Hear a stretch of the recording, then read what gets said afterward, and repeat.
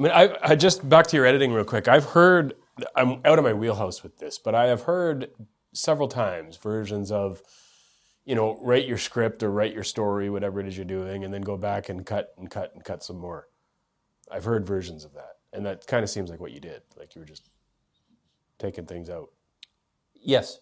Yeah. Yeah, because I didn't put anything in. Yeah. Yeah. Yeah.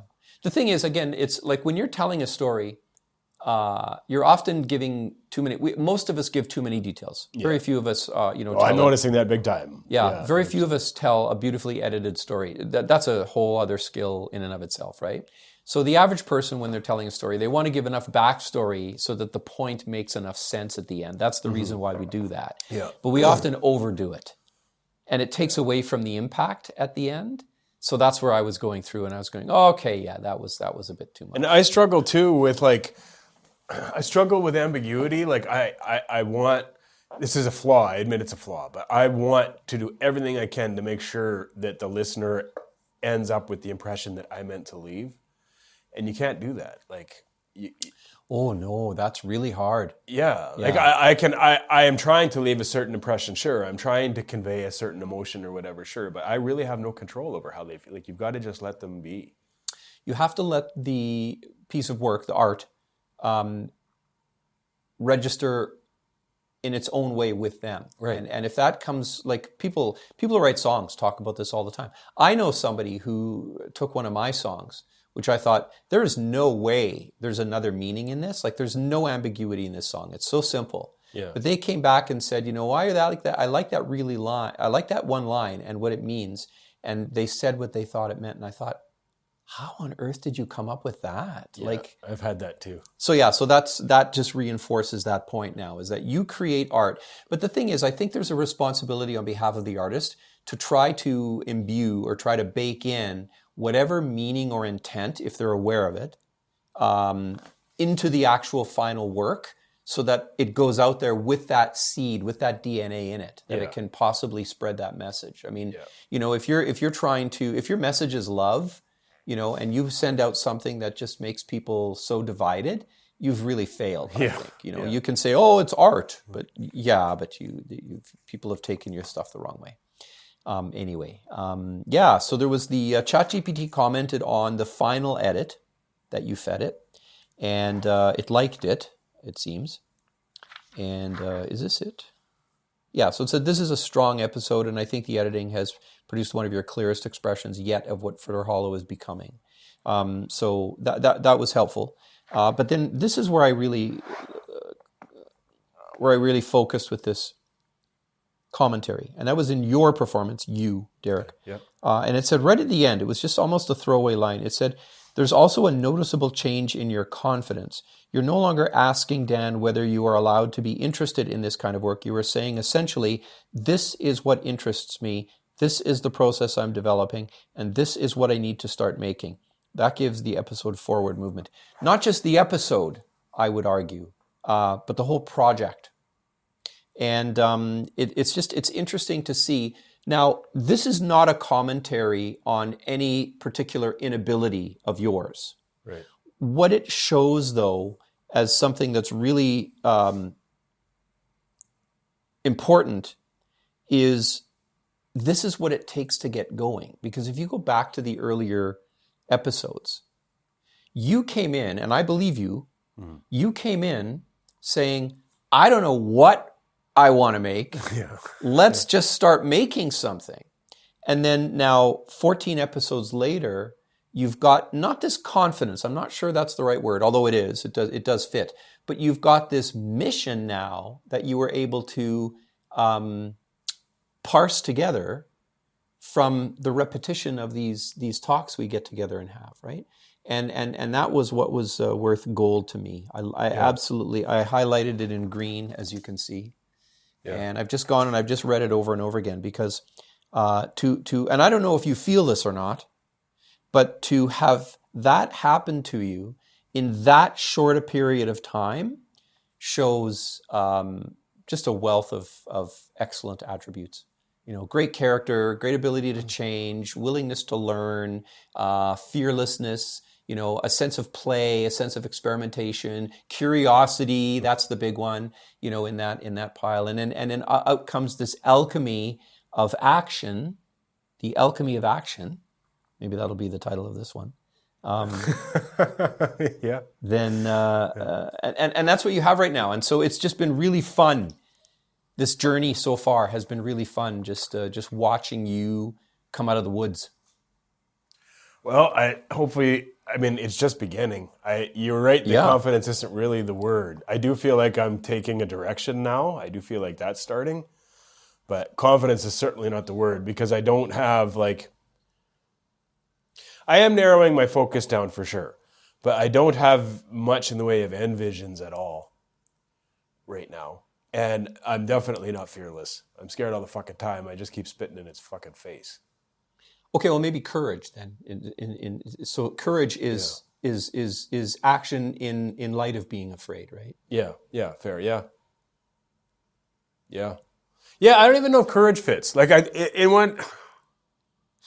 think it does. If you use the word courageous, these steps you're taking right now, this project that you're working on is pretty fucking courageous, if you ask me. Yeah. I guess it wasn't born of courage. I guess that's what I'm saying. It was born of a realization that the way I've done things my entire life didn't work. And it's not going to work. So I have nothing to lose by fucking putting myself out there and seeing what the fuck happens. Yeah. And that's fucking scary. Yeah. And people listening won't understand, but the weight of what I'm going to put out into the public domain in the next 2 years for me. Yeah. It's way beyond putting a fucking nude photo of yourself on the internet. Yeah. I'm going to be exposed. Yeah. It's big. It's big. Huge. We'll still end up with a kill switch at the end where it's like, are you sure you want to do this? You can back out now. I'm giving you permission. I don't think I'm going to though. I have nights, I take edibles sometimes at night. The combination helped me sleep and unwind, slow my brain down. Yep. And when I get stoned sometimes and think about what I'm about to do, I do go into a full-blown panic. I'm what the fuck are you doing? I have taken away every reasonable precaution that people take to not expose their fucking inner worlds to people. Yeah. I've stripped all that away. Yeah. I'm just fucking jumping off and I get really, really scared sometimes in those moments. Yeah. But yeah, it kind of feels otherworldly. It is very surreal. Yeah. It's am I actually going to do this? And is anybody going to care? And I don't even know, I don't think people I know could have a reaction that'll satisfy me. Mm-hmm. Because the reactions from other people, anybody I've ever met in my life are gonna range from not giving a fuck, didn't even bother to listen, to completely judging me and getting it wrong, to appreciating it. Yes. I think it's going to run the gamut. The whole gamut, yes. Yeah. Yes. And I don't know what I'm going to do with that. I just think the whole thing is going to be utterly unsatisfying from that perspective. Mm-hmm. But the one thing I am looking forward to, there's two things. I need the secret gone. Mm-hmm. That secret fucking tried to kill me my whole fucking life. I need it gone. Yeah. So that's the big one. But then the other thing is just what I was doing didn't work. I need to try something else. Yeah. And it might not work either. Yeah. But it's an uncertainty. Whereas if I don't do anything, it is certain that the way I have lived doesn't fucking work. Yeah. Well, I think if you were creating kind of sort of some sort of pop artifact, then you would be concerned with how many people like it. Yeah. You're not. You're creating something which is first and foremost for you and you alone. Yeah. It's an audience of one, man. Yeah. Now, and what I highly recommend, have been all along, is doing a companion book with it as well. Yeah. Now, if you have the podcast and a book, we can talk about movie rights somewhere down the line. That's not applicable now. But if you have the podcast and the book, you now have the luxury of waiting for somebody who comes along that it absolutely, completely transformed. You get one person who does that, and man, there's your reward. And I hope that comes in the form of just one part of my story resonated with them and then made them realize they had their own. Mm-hmm. That's what will be most rewarding to me, something like that. Mm-hmm. Mm-hmm. Yeah. Yeah, I think that's coming.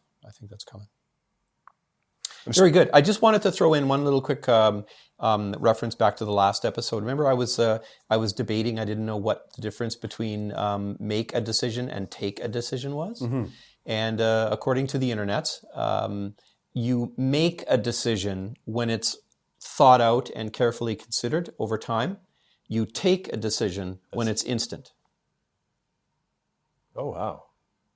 So take can imply thoughtlessness. Yes, just a quick reaction. That's interesting. Yeah. What do you want? Do you want the pizza or do you want the spaghetti? Oh, I'll take the pizza. I took a decision. Hey, all right. That's interesting. What do you want to do coming up in your retirement? Ooh, I had to think about this. Okay, so I've made my decision. That's how it works. That just made me realize in a single instance that for most of my life, maybe not the past year, but for most of my life, I've been a decision taker. Very good. Yeah, very good. Yeah. Like you just fucking face the fork and choose one. Very good. Often, I think the path of least resistance, or at least what appears to be, but I think that's a talent. I think that's a good skill to have. Yeah, decision taking. Didn't serve me well. I'm a decision maker. Oh man. Yeah. Too long. Yeah. Take too long.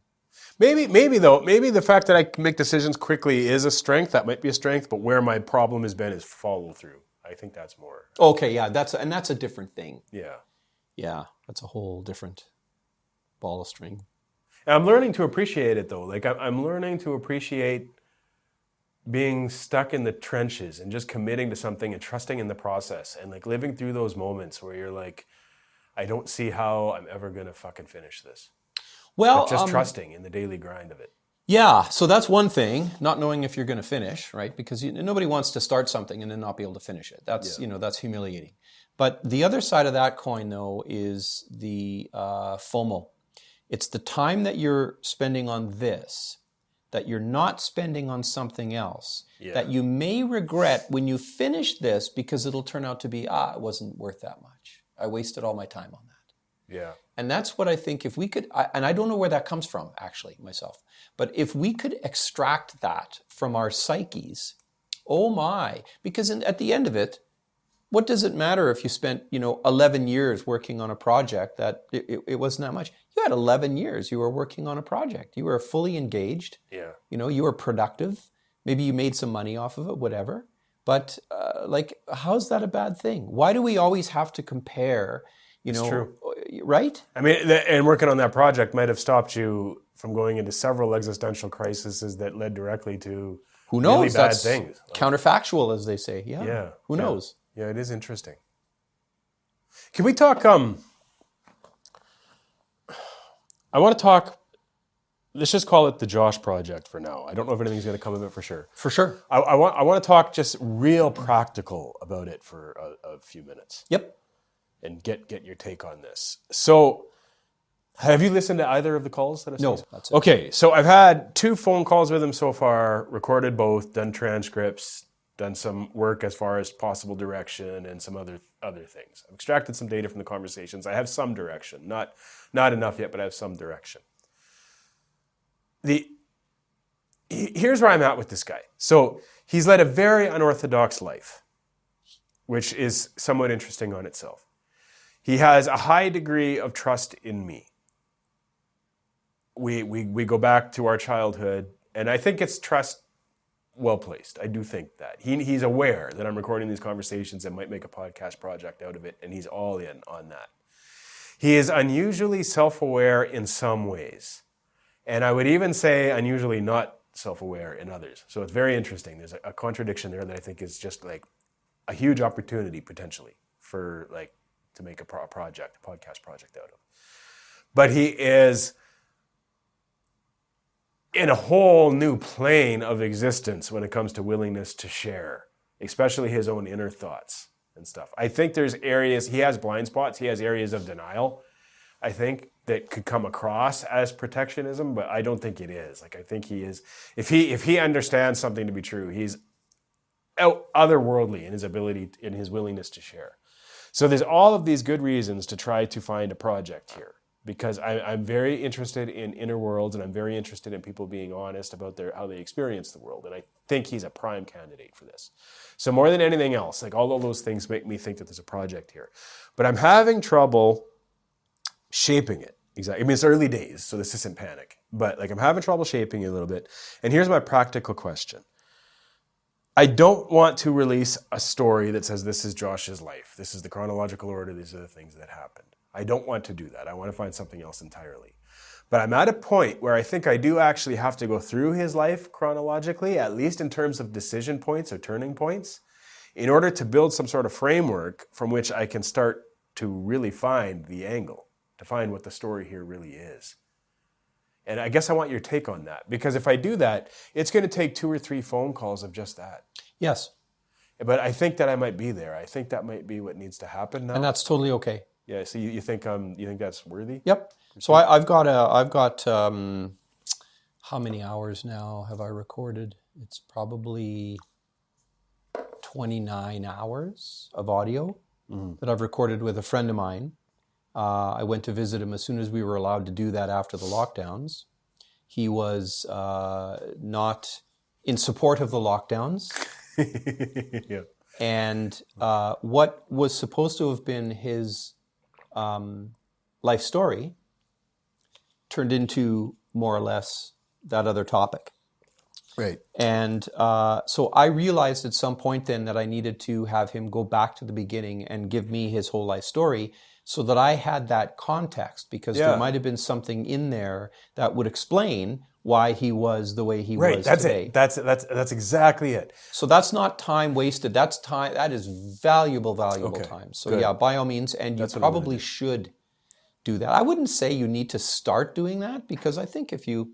Well, it's what I feel biting at my ankles right now. Yeah, but what I mean to say though is that if you go in by rote and you say, okay, we're going to start off with your life story now, and that's the first conversation you have, I don't think you're going to go anywhere. I think you go in and you just, you take your shoes off, roll up your pant legs, and you just wade around in the pool. You know what I mean? Right? And then when you know that the person A, trusts you, B, is capable of putting out, then you say, okay, we're going to stop. I'm going to have you go back to the beginning and let's get your life. And then I think I might be there now, because we've had 4 calls. I only recorded 2, but we've had 4. So I think the proper way to handle it is you end up talking to people first, record them, let them know they're being recorded, because then they kind of get used to that first, and then just see where it goes. And if they turn out to be like one-word answer people, or they just go off in the weeds and they don't answer your questions, I mean, you can sort of gauge accordingly, right? Yeah. Maybe I'm not going to spend 20 hours interviewing this person. I don't think I'm going to get anything out of it. If there's going to be fish in that lake. Yeah. And that's like, just hearing you said that kind of solidified in my mind the vision I have for this, right? Like, this is not, I don't want to release a series of interviews. That's not what I'm doing. Right. What I'm doing is having conversations with this guy so that I have sound clips that support the story that I'm going to end up telling. Right. And so where was I going? And so you don't have to know what your finished product is going to be, especially in this environment, right? Because it's not like you're having to put out something in 2 weeks for NPR. There's this friend of mine, he died last year, but one of the things he said to me that really struck me for whatever reason was he got really into Twitter. This was probably 15 years ago. Oh, okay. That would have been around the time I was into it. Yeah. Like 2007, and 28? I didn't get it. For the longest time, I didn't get it, because he and our relationship was primarily making videos for one another back and forth, like vlog style videos. Oh, fantastic. That was he lived in Illinois. Yeah. Right? So around the time... So you were like the Vlog Brothers. Even before them. Wow. That's how I discovered File Mail and some other services. We used to make videos, compress them down really, really small, and just send them over these file sharing services. Yeah. Oh, that's how we built the relationship. It was phenomenal. It's its own story. That's great. It's almost worthy telling. But anyway. We'll definitely put that one in the queue. Yeah. He got really into Twitter. And I was confused by it, because our communication style between me and him was so verbose. Like it was just the nature of it, right? Like we would get very nuanced, and like Twitter doesn't allow for anything, especially back then. It had like 140 character limit. And he said to me one day, he goes, "Well, the reason I am really getting into this is I am a very verbose speaker. I am very like I like to get down in the weeds with ideas and very nuanced and very niche." And he's like, "Twitter doesn't allow you to do any of that. This is its own skill." He goes, "You have to communicate with somebody and make your point in 140 characters." It's fierce. Yeah. Yeah. And that really did strike me. It didn't interest me. Like I wasn't like I want to do this, but I did from that point forward understand the value in having such a skill. And that's kind of where I'm coming at with like, I wish I just came from some more of your background. Like, Oh, well, okay. actually, let me say this too. Can I have the mic for 2 more minutes? Sure. I want to get this off my chest because this is huge. I was just thinking recently, like I've kind of pivoted away from like trying to be a prolific songwriter in favor of this. I'm still writing songs, but I've kind of given up on my like lifelong ambition of being a really, really prolific songwriter. I've had periods of being a prolific songwriter. They just weren't fully finished. And I kind of wanted to get to that point where I was doing that. One of the big regrets I have from that is that I never had a mentor coming up. I think that could have been the difference, right? Like I was doing most of this on my own. And I think that my progress was really, really slow and my output got really, really stagnated by just, there's more than that, but lack of a mentor is a huge part of it. And I think subconsciously what pivoted this change more towards podcasts and storytelling away from music was that I realized I do actually have a mentor with a bunch of skills that I don't have, who's doing something that I find interesting. So I'm kind of hoping that for me, selfishly, that this is the difference maker this time. Because this is what I always wanted with the songwriting stuff. I just was never really given a songwriting mentor. Well, that's interesting. Yeah. Yeah. I grew up in an era where we didn't really have mentors either. I wasn't lucky enough to have a mentor, but I had vicious peers. Yeah. Oh my God, we were, I mean, it was like Lord of the Flies, man. It was vicious. That's all I can say. Works. It's a different thing, but it works. Right. Now, the times where I had peers, I was more prolific than the others. Yes. If you have peers that are going to be honest with you in that way, even cruel, it kind of, if you can harden up your shell and not give up, that can make you get good, but in a different way than a mentor would, right? Like a mentor / teacher / guru is I think just the ultimate thing. The number of times, whether it's Steve Earle or anybody else, that I have listened to the biography, like an honest biography of an artist, whether it's music, acting, or even film, or like interviewers, whatever, they always had a fucking mentor. Mm-hmm. And the mentor, there was something special about the mentor. They might not have been big themselves, but they had personality or a quirk. Like there was something about them. Yep. So I noticed that. Like it's just so fucking important. And what I think it is like a number of people along my life told me things that I resisted that were true. And I wish I had have listened. Like I had doctors tell me, you're not going to be able to walk past 30 if you keep living like this. All sorts of other things, right? Like practical advice that was accurate that I wish I had taken that I didn't. I had this stubborn streak of like, oh, that's not going to happen to me, or I'm going to show them all I'm different, whatever, right? So you don't listen. And I realized if I had have taken that advice, my life would be in such a better spot. Like some people have been through it and they know, and they're telling me. They're trying to save me the step. It's like, don't put your hand in the fire. It fucking hurts. Right? Well, like, you're better off to take that advice than to like verify 3 times for your fucking self. Well, you are. And when that's what mentors are. You get yourself to a place where like, I'm going to trust this guy. Yeah, you are, unless your journey is to experience, in which case then you're not. Because then all you're doing is you're abdicating your experience to someone else. That's true. And I have experience in oodles for the negative now. I do. So maybe that's worth something. Yeah. But it's time to pivot. Fair enough. I'm in my early 50s. It's time to pivot to fucking actually doing something constructive and listening to somebody who knows what the fuck they're talking about. Mm-hmm. And that's you. Well, thank you. That's some high praise. Thank you. I received that. I did want to go back though to the other project, the one you're working on Josh the side. Did. Yeah, the Josh project. Yeah. Is that what we'll call it? Yeah. Okay. The Josh project. So I've talked before, and even before we started recording these sessions, about iteration. That I'm just a big believer in iteration. So I'm coming around to that, by the way. Yeah. So that well, I'm glad.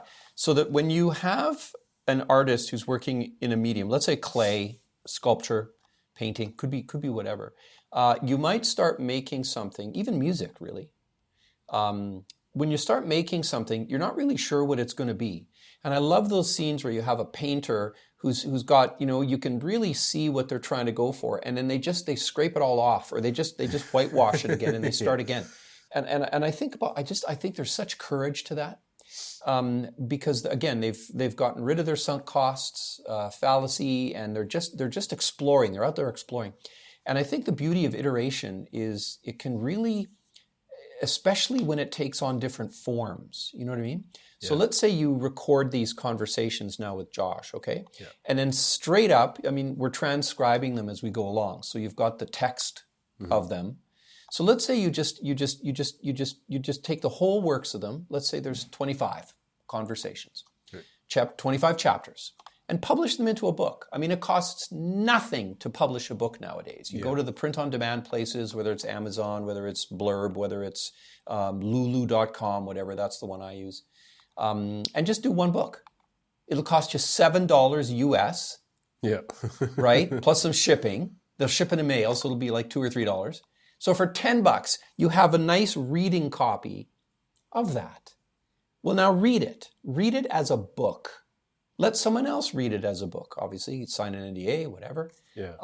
What does that new form do to your brain when you consume it? Do you know what I mean? So you listen to a conversation, you read a conversation, you watch a video of a conversation. They're all affecting you in different ways. And they can all inform the story in different ways. And so that's what I'm even if the end product is an audio. Yeah. Because I do want the end product to be an audio. I think the way people say things, the way they sound, their inflection, their pauses, all of that matters. Yeah, I'm a huge believer in audio. I really am. And you can also turn it into an analog form for safekeeping. Yeah. I really want to get to a point with this Josh project where I have something on paper soon. Mm-hmm. Like I want to start actually writing something, and that's why I need the direction to take it in. But if I don't get that direction the next week or two, I might just start fucking writing and see what happens. Do the iterations like you're talking about. Yeah. Why not? Why not do it? Like start right away. Like don't wait for any length of time. If you've got an idea, work it out, right? And if there's something behind that idea, it'll carry you. If there's nothing, well, then you won't be wasting time. Then you won't be waiting for 2 weeks for the idea. If this ends up just being like a one episode fucking show, I'm okay with that too. Like, exactly. I've got to let go of any preconceived notions of what it could be. Yes. We have that great luxury right now. We can make anything we want in any form we want. That's such a beautiful. And who cares if it doesn't fit like a standard template, like an expectation? Exactly.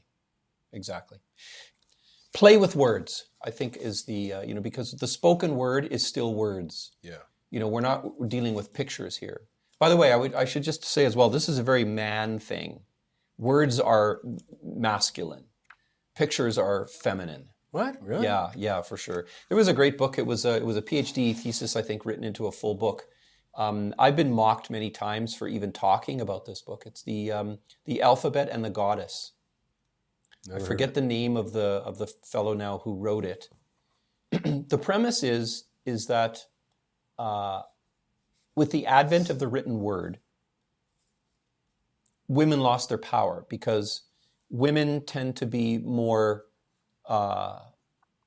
right brain, visual, feeling, kind of intuitive thinkers. Men tend to be more specific, detail, and whatnot. And when we rendered our pictures down to words, men had the advantage in that arena over women. Right. Not all women, obviously. That would be a ridiculous thing to say. But overall, I see what you're saying. I think I agree with what you're saying. Yeah, this book was so compelling, and yet I showed it to another person I know who has a PhD, and they just laughed at me. Like this went, oh, come on. Well, anyway. It's pretty rare, like, men will talk about the fine points and the intended meaning and the letter of the law of the Constitution all fucking day. Mm-hmm. And it's very rare to find a woman that'll do that. Mm-hmm. I have come across them, but it's rare. Mm-hmm. It's the exception. Mm-hmm. So I think there is something to that. But I think that, like, I have to kind of think about myself in this situation. I actually think I have both. Well, that's not uncommon. Yeah, I think I do. And it would also be the ideal. Yeah. Is to be able to kind of dabble or go back and forth, kind of I mean, almost be I like will say, ambidextrous. generally speaking, I prefer talking to women. Okay. Because like I do think I have a feminine relational style in a lot of ways. I even had a Okay. therapist tell me that once, Okay. that I had kind of a feminine relational style. Yeah. So I do think I have a lot of that in me, but I can do, like, I understand where the men are coming from. I can do that. Yeah. It just fucking annoys me after a while. Like Yeah. they get so legalistic and so like, Yeah. that bothers me after a while. I'm like, I heard a saying once that I 100% believe in, that we are emotional creatures capable of logic and not the other way around. Yes. I believe that 100%. And I think a lot of men believe that logic is the sacred thing that we should all strive for. Yes. And I just think that It's misses the prize. Yeah, the prize. Yeah, the ideal. Yeah. And I think that misses the mark of being a human being. I couldn't agree more, actually. Yeah. Yeah. Yeah. And that really, really frustrates me when people are like, let's look at this. Let's look at this analytically. Let's flesh out the logic. Let's hold our ground on this ideal. That really, really bothers me. That's not what being a human being is. Logic is a skill set we should develop so we can bust it out when we need it, not a place we want to live and like have it rule us. Mm-hmm. I don't know. Yeah. All right. Well, in the meantime, let's play with these words. All right.